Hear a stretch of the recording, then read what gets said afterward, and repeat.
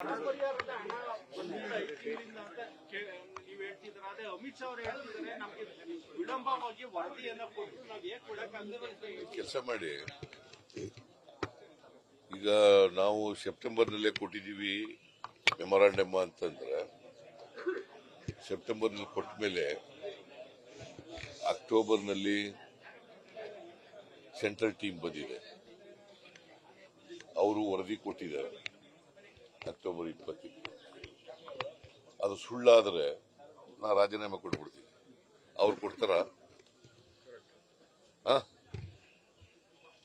ಅಮಿತ್ ಶಾ ಕೊಡ್ತಾರೇನ್ರಿ? ಕೇಳಿ ಅವ್ರಿಗೆ. Let him decide. ನಾವು ಅಕ್ಟೋಬರ್ ತಿಂಗಳಲ್ಲೇ 3 ಮೆಮೊರಾಂಡಮ್ಗಳು ಕೊಟ್ಟಿದ್ದೀವಿ. ಅದಾದ್ಮೇಲೆ ಸೆಂಟ್ರಲ್ ಟೀಮ್ ಬಂದಿರೋದು. ಸೆಂಟ್ರಲ್ ಟೀಮ್ ಬಂದು ಇನ್ಸ್ಪೆಕ್ಟ್ ಮಾಡಿ ವರದಿ ಕೊಟ್ಟಿದ್ದಾರೆ. ನಾನು ಡಿಸೆಂಬರ್ ತಿಂಗಳಲ್ಲಿ ಕೇಳ್ರಿ, ಬರ್ಕಳ್ರಿ ಸರಿಯಾಗಿ. ಡಿಸೆಂಬರ್ 19ನೇ ತಾರೀಕು ಪ್ರಧಾನಮಂತ್ರಿಗಳನ್ನು ಭೇಟಿ ಮಾಡಿದ್ದೀನಿ. 20ನೇ ತಾರೀಕು ಅಮಿತ್ ಶಾ ಅವರನ್ನ ಭೇಟಿ ಮಾಡಿದ್ದೀನಿ. ಅವರಿಗೆ ಗಮನಕ್ಕೆ ತಂದಿದ್ದೀನಿ, ಈ ತರ ವರದಿ ಬಂದಿದೆ, ಮೀಟಿಂಗ್ ಮಾಡಿ ನಮಗೆ ಪರಿಹಾರ ಕೊಡಿ ಅಂತ ಹೇಳಿದ್ದೀನಿ. ಡಿಸೆಂಬರ್ ತಿಂಗಳಾಗ ಎಷ್ಟು ದಿನ ಆಯ್ತು? 4 ತಿಂಗಳಾಯ್ತಾ ಬಂತು? ಮತ್ತೆ ಕೊಟ್ಟಿಲ್ಲ ಅಂತಂದ್ರೆ ಹೆಂಗೆ? ವಿಳಂಬ ಮಾಡಿದ್ರು ಅಂತ. ನಾವು ಎಲ್ಲನೂ ಕೂಡ 5 ತಿಂಗಳಿಂದನೇ ಮೆಮೊರಾಂಡಮ್ ಕೊಟ್ಟಿದ್ದೀವಿ. ಸುಮಾರು 6 ತಿಂಗಳಾಯ್ತಾ ಬಂದಿದೆ. 6 ತಿಂಗಳಿಂದ ಪರಿಹಾರ ಕೊಟ್ಟಿಲ್ಲ ಅಂತಂದ್ರೆ ಇವ್ರಿಗೆ ವಾಟ್ ಮಾರಲ್ ರೈಟ್ ಈ ಹ್ಯಾಸ್? ಸುಳ್ಳು ಹೇಳಬೇಕಾದ್ರೆ ಒಬ್ಬ ಈ ದೇಶದ ಹೋಮ್ ಮಿನಿಸ್ಟರ್ ಸುಳ್ಳು ಹೇಳ್ತಾರೆ ಹಿಂಗೆ ಅಂತಂದ್ರೆ ಬ್ಲಾಟೆಂಟ್ ಲೈ. ಸತ್ಯ ತಲೆ ಮೇಲೆ ನೋಡಿದ್ರೆ ಸುಳ್ಳು ಹೇಳ, ತಲೆ ಮೇಲೆ ನೋಡೋದಾಗಿ ಸುಳ್ಳು ಹೇಳಿದ್ರೆ ನಾವ್ ಯಾಕೆ ಸುಳ್ಳು? Is it not a fact?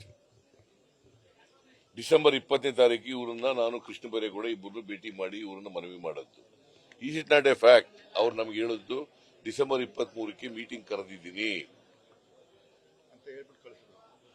23ಕ್ಕೆ meeting ಕರೆದಿದ್ದೀನಿ, 23ನೇ ತಾರೀಕು ತೀರ್ಮಾನ ಮಾಡ್ತೀನಿ ಅಂತ ನಮ್ಗೆ ಉತ್ತರ ಕೊಟ್ಟಿದ್ದಾರೆ. I am ready to prove it.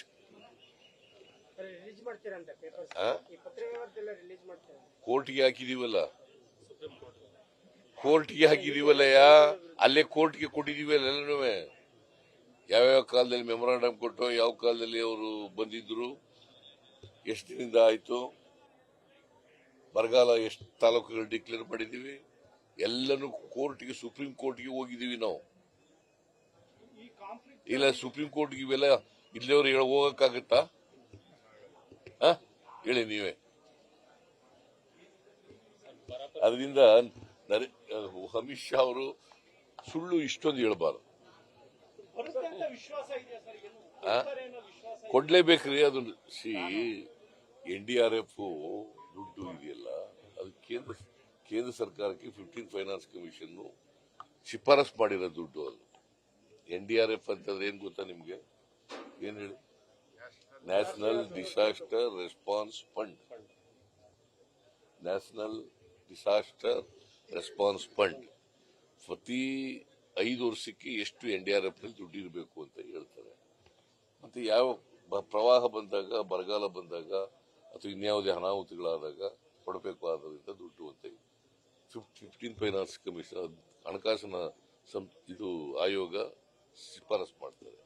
ಮತ್ತೆ ಅದು ಅವ್ರ ದುಡ್ಡೇನಲ್ಲ, ನಮ್ಮ ದುಡ್ಡೇ ಅದು. ಗೊತ್ತಾಯ್ತಾ? NDRF ದುಡ್ಡು ಅಂದ್ರೆ ರಾಜ್ಯಗಳ ದುಡ್ಡು, ನಮ್ಮ ರಾಜ್ಯದ ದುಡ್ಡು ಇದೆ ಅದರಲ್ಲಿ. ಇಷ್ಟೊಂದು ಬರಗಾಲ ಬಂದಿದ್ರು ಏನಕ್ಕೆ ಈ ತರ ಮಾಡ್ತಾರೆ? ಅವ್ರಿಗೆ ವೋಟ್ ಹಾಕ್ಬಾರದು, ಜನ ಬುದ್ಧಿ ಕಲಿಸ್ಬೇಕು ಅವ್ರಿಗೆ. ನ್ಯೂಸ್ ಫಸ್ಟ್, ನಿರ್ಭೀತಿಯಿಂದ ನಿಮ್ಮ ಪರವಾಗಿ.